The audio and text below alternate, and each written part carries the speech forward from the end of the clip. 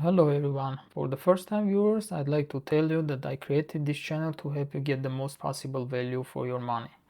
And as today 4016 4060 Ti was announced, I'd like to make a short preview of which version of these cards to get. And today we'll be comparing the AIB cards dimensions with the 4070 card dimensions to see which version of the cards will be using the coolers from 4070, so we can take the data for 4070 and make some assumptions that also 4060 Ti's will have similar results, and which cards are going to use different cooling solutions. But before that, I'd like to say a couple words about my opinion about these cards. As from first look, I can say that neither of 4060 or 4060 Ti with 8 GB, I cannot see it attractive for the investment, especially when the used market, if you are going to pay $400 plus tax for 4060 Ti 8 GB, you can buy 10 GB used 3080, which will have 2 more gigabytes and also has much better performance. And for 4060, I would prefer to have that 15-20 percentage less performance, but 4 GB more VRAM if I buy 3060 12 GB, because if VRAM is not enough but you have more power for your GPU, it cannot compensate the VRAM deficiency, and you will get like higher FPS, but your 1% will be much lower than the card which has lower performance but higher VRAM, which at least for the last games, like last 5 games which was introduced recently, that's the case. And even some games like Resident Evil is crashing with 8 GB on high settings and you have to lower your settings. So what's the point getting card which has like more performance but doesn't have enough VRAM to use that performance, and you have to decrease the graphic settings in order for that 8 GB to be enough for you to start playing the game. Like you paying extra money getting the card, but you cannot utilize it. And instead of paying 300 for 468 GB, you can buy used 3060 for 200, even 175. If you're super lucky, 150. Once in a time you can see that type of deals. So there is no meaning buying that card. Or even, I will say, you can get even better deal. You can get 2080 Ti, which has 11 GB. Again, it's 1 GB less, but it's like 3070 performance with 11 GB. So my recommendations is like this: if you buying like new 4060, at least from the Nvidia numbers, I can say that it doesn't worth paying 300 for the new card. You can get 2080 Ti, which has more performance, or at least let's say comparable, little bit higher performance than 4060, but like 3 GB more, which is again not enough for future proofing, but it's more than 8 GB which 4060 offering, or 3060 12 GB.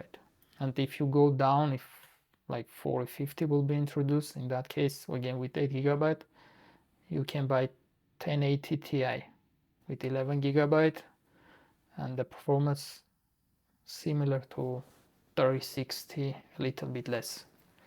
So these two cards I cannot recommend. I don't have much hopes, let's say it in this way. The only hope I have is with 16 GB version, which if it performs on the level of 3070 or 3070 Ti, I can see the meaning paying like 500 to get that card, even though you can get 12 GB 3080 for 450, 500. So it will be faster, but it will have less memory, and we have to see the real numbers in the games to see which is more preferable, like to have 4 GB more memory, or higher performance but less memory. So that will be tough, but with this 8 gigabytes definitely I don't have much hopes that these cards can justify their price instead of buying the used one. So okay, let's have a look to the partner versions which they introduced today and see which one has same cooler as the 4070. Then we can assume that the numbers will be even better, at least the noise and temperatures, because 4060 Ti use 50 watts less. So the first one is the Asus Strix. We can say the design is the same, dimension 311 millimeters. So these cards is expected to run on the top level with the top components, one 8-pin connector, but I can assume that this card will be at least $50 more than MSRP. So we need to see the top version, and the top version is the same cooler 300. So for the top version we can see it's used at least cooler is the same as 4070, dimensions are the same, so we can expect that this number will be even lower. And if they configure the BIOS in the way to keep the temperature around 60 degrees, then the noise level will be lower because it's obviously using less power. And the component cooling should be on the same level because from the first look it's utilized same radiators. Maybe the fins will be less, but like the heatsink design should be the same. The fan types should be same. So the couple phase is less, could be like instead of 10 it could be 8. So for this one, if the price will be like not too much increase compared to the MSRP, would be in our potential list of being recommended to buy.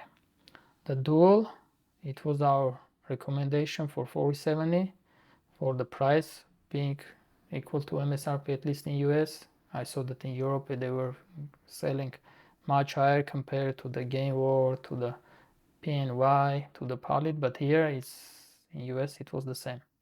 But here we can see that the dual is going to use different cooler because the length is 227 when for 470 it was 267, so we cannot assume that the temperatures will be similar, or probably this one will be a little bit worse than for 470 because it's shorter, it will have less heat dissipation. The same for the white version. So from Asus, the only Strix and TUF can be transferable to 4070 numbers, and they both can get recommended if the Strix price won't be too much higher. 100 more from MSRP, and this one will be like 50 more from MSRP, like 500 for 8 gigabyte, 450 for this one. I'll go with this one if I want to have like the optimal noise to performance, and if temperatures will be good in the dual and the price will be same like 400, maybe this one also could be justified, but as the dimensions are different we cannot say now, we have to wait and see. The next is the Game World. Again, Game World has a ghost. We have a ghost here. Let's see the dimensions. 249, 269. Again, we cannot compare the numbers for this one. At least the radiator will be different. So it wasn't our recommendation because it was running hot and the noise level was high. So here we have shorter radiator but also lower power draw. Maybe this will run better compared to 470, but now we cannot say much, we have to wait. For one fan, I don't see anybody who have to pay 400 to buy this type of cards unless they don't have a space in their case. For Reno 3D, for 4070 we have a X2. Let's see the dimensions. It looks like similar, and the dimensions 250, 250. So 118, 112, 42. So these two parameters, it's bigger. I don't know what they have changed. Maybe the plastic parts, but they keep the radiator similar. But like I have multiple people who bought the X2, they were pretty happy with their purchase, and if the price will be 400, maybe this card will be in our recommendation. The temperature will be lower than here. It can be definitely. Again, one cooler. I cannot see any reason buying this one unless you don't have a space. For Zotac, unfortunately, we didn't find any 4070 PCB photos to compare, so we don't have in our chart. We have to wait and see the results. For Gigabyte, this is a AORUS. We don't have here. Gaming OC we have. Gaming OC 300. Let's see the dimensions. 281. So again, it's going to use shorter radiator, so the temperatures cannot be transferable, but at least they can keep the same component cooling design, which was very good. The only thing which I don't think they will improve is the fan type. They will again will most probably use the same fans. And the Aero is like a white version of this, as the component cooling design was the similar from what I saw. For the Eagle, we don't have again nothing to compare. And here 460 is going to have two cooler design, which can be pretty good, especially compared to the one cooler design cards. Here the interesting part. MSI, they are going to use same design for both Gaming X and Ventus 3X, and it's obvious from the sizes. For Ventus 308, 12043, same cooler, same radiator most probably, and same missing contacts for VRM chips. I don't think that they fixed that issue. And for Gaming X 338, same 141, 52. So for this one we were missing one direct contact for VRM chip, and also two chokes wasn't having direct contact, just it was missing it was designed to have a direct contact, as I already bought this card, made tear down and now testing it. Soon the video will be published. So initially it was designed at least for the two VRM chokes to have a direct contact, but I guess in the factory they didn't put the thermal pads for that ones, because the fins was bent to have thermal pads installed on the bent fins and have a contact with the VRM chokes. But one VRM choke and one VRM chip is only being cooled through the air blowing through the fins, which in this case we saw that it's not enough for Ventus X3, but a lot of people were saying that that's the different story, because that was for the VRM of GPU die responsible for the voltage, and here is the VRM for the memory. But I'm testing to see if the difference is that much bigger, so we cannot see the reason to worry here. And two fan version, maybe this one will have better component cooling. We have to wait and see. For Ventus X2 I don't have any hopes. And the last one from AIB is a palette. We can see that the dual we have here 269, 249. Again, we cannot compare the results as the card is shorter, so the radiator and the heat dissipation will be lower, but again, like it is going to use 50 watts less power. Maybe it will be enough to have better results than for 4070. And again, one fan card, I cannot see any reason. So this is the cards which was introduced today by the IB partners, which I found the info. So this is a preview just for discussion, for us to see what we can expect from the partners. So my hopes now like go to the Asus TUF. If we want the like lowest noise, better performance, better components, I have high hopes with this card. And maybe the second place will be the dual, but I saw that the radiator is going to be shorter, but again, card is going to use less power draw.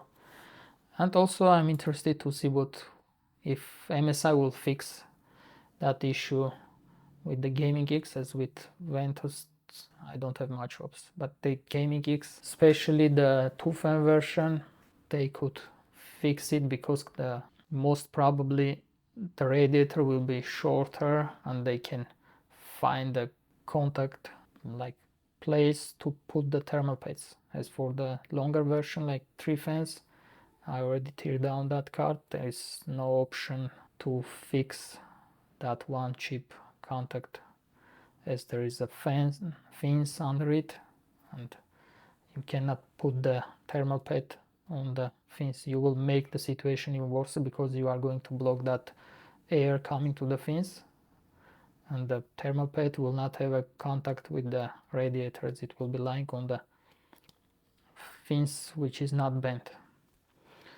So this is for today, just a small discussion with you, and the real reviews will be published as soon as the card will be tested. So thank you for watching, and see you in the next one.